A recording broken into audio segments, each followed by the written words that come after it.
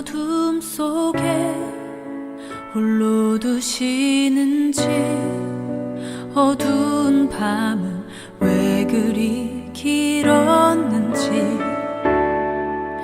나를 고독하게, 나를 낮아지게, 세상 어디도 기댈 곳이 없게 하셨네. 광야에 서 있네. 당신은 한 해 동안 어떤 길을 걸어오셨습니까? 우리의 삶은 광야를 걷는 것과 같습니다. 광야 같은 삶 가운데 마주치는 고통 속에 함께 하시는 하나님의 손길을 느끼기 원합니다. 여기 광야와 같은 삶을 간절한 마음으로 살아온 영락가족이 있습니다. 삶의 모습은 각자 다르지만 한 해를 마감하며 간절함에 대해 나누고 싶습니다.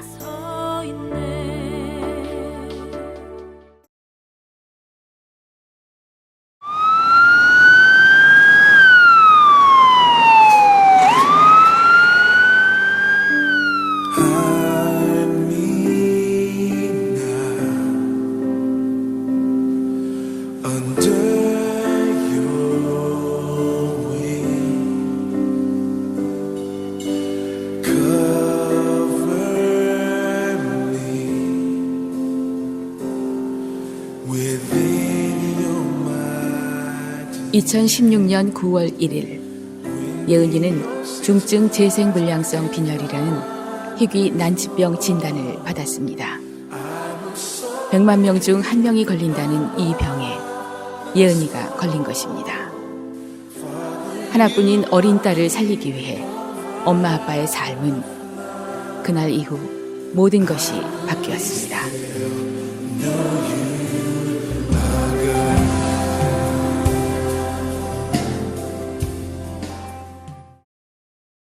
백혈병이 의심이 된다. 그 얘기를 딱 들어버리니까는 거의 저도 이제 완전 혼이 나가버리더라고요. 제가 그날부터 눈물이 좀 많아진 것 같아요. 그러니까 눈물이 막 쏟아지면서 정말 원망을 많이 했어요. 그 차 안에서. 그러게요. 핸들을 지금도 눈에 선한데 핸들을 두드리면서 저 혼자서 어떻게 이러실 수 있는, 왜 우리 가정한테 왜 그렇게 큰 잘못한 게 없는 오히려 제가 이렇게 돌이켜보면 오히려 착한 일도 하고 한 것 같은데 왜 저희한테 이런 큰 시련을 주실까 하면서 원망이 섞이고 그러다가 이제 또 감사해야지, 이만한 걸 또 감사해야지, 그러니까 원망과 감사가 막 교차하고 막 그랬었는데 그때는 맨 처음에 발병했을 때 한 일주일은 울었을 것 같아요. 예은이는 시술을 위해 삭발하고 심장에 튜브를 꽂았습니다. 고통스러워 신음을 토하는 어린 딸의 모습에 부모의 가슴은 시커멓게 타들어갑니다. 엄마 아빠는 할 수만 있다면 딸 대신 차라리 본인들이 아프게 해달라고 하나님께 울부짖습니다.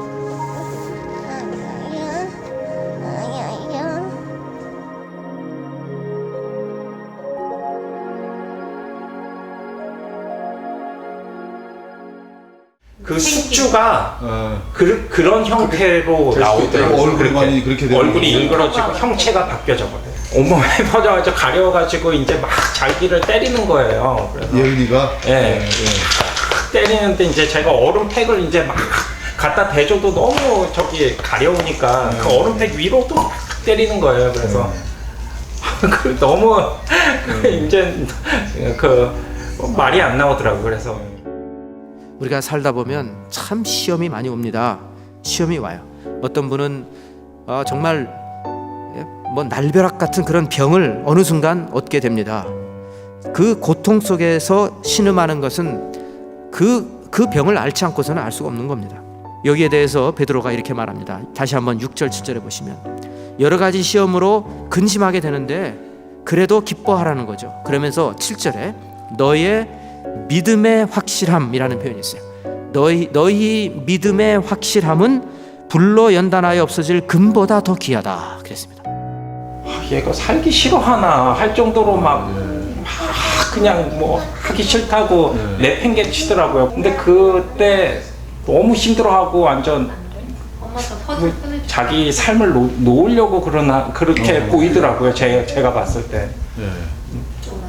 하나님 저렇게 힘들게 해주시고 그냥 데려가 주세요. 그 기도가 나오더라고요. 그때는. 아무 소망도 아무런 기대도 없는 여기로 된 나무 아래서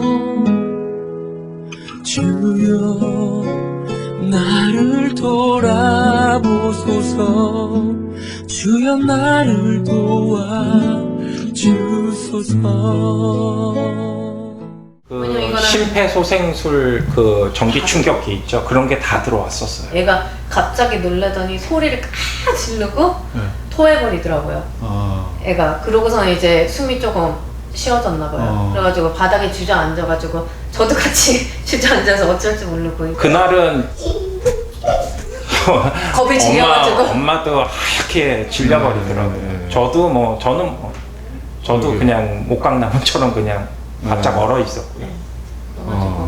근데 그때는 진짜 앞이 안 보이더라고요. 진짜. 갑자기 호흡이 멈춰 죽음의 위기에 처한 예은이를 하나님께서 살려내셨습니다. 아빠와 엄마는 눈물을 훔칠 겨를도 없이 가슴을 쓸어내렸습니다. 아이를 살릴 수만 있다면 목숨도 내놓을 수 있는 것이 부모의 마음인가 봅니다.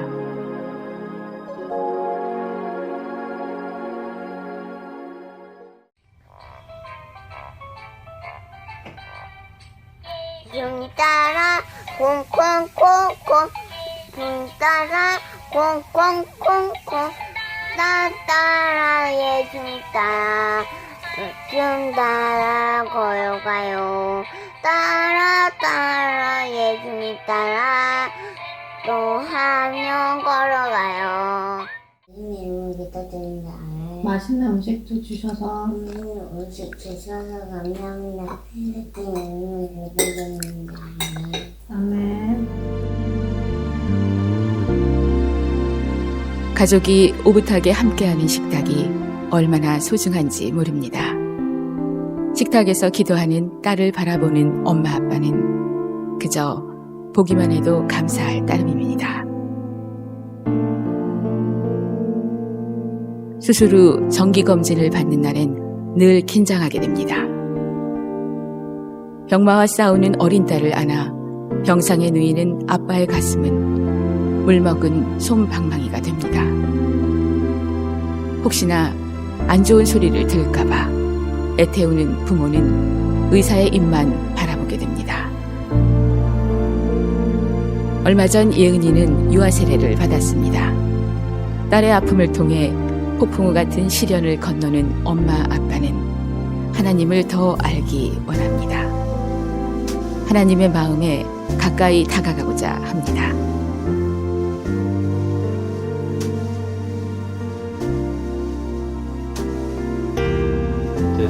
어느 날 너무 안 좋을 때 들어가서 기도를 하는데 저도 모르게 이제 그런 말씀이 나오더라고요. 제가 100만 분의 1의 확률을 뚫고 저 희귀 난치성 병을 앓고 있잖아요. 100만 명의 영혼을 구할 수 있는 그런 인물로 심어주실 수 있게 해달라고. 성도의 삶은 고난의 연속입니다. 때로는 우리가 감당하기 어려운 일들이 찾아옵니다. 그렇지만 우리는 하나님을 믿습니다. 하나님께서 우리의 삶 속에 개입하신다는 것을 믿습니다. 사랑하는 성도 여러분, 소망을 잃지 말고 믿음으로 극복하시고 승리하시기를 주님의 이름으로 축원합니다. 주님만 내 도움이 되시고 주님만 내 빛이 되시는 주님만 내 친구 되시는 광야 주님 손 놓고는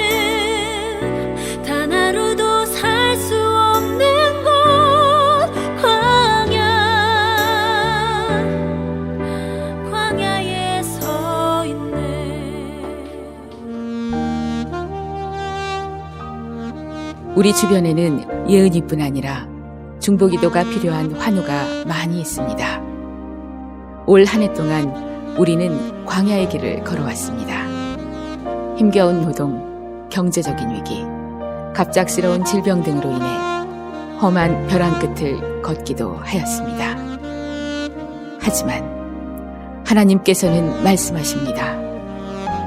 내 아들아, 내 딸아, 여기까지 참 잘 왔다. 나는 한시도 너를 떠나지 않았으며 내 옆에 있었다. 나는 너를 사랑한다.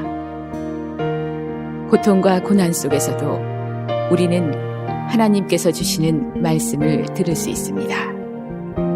주님이 허락하신 삶의 환경이 어떠하든지 언제나 간절한 마음으로 예배 드리기 원합니다. 영락가족 여러분, 한 해 동안 정말 수고 많으셨습니다. 주께서 나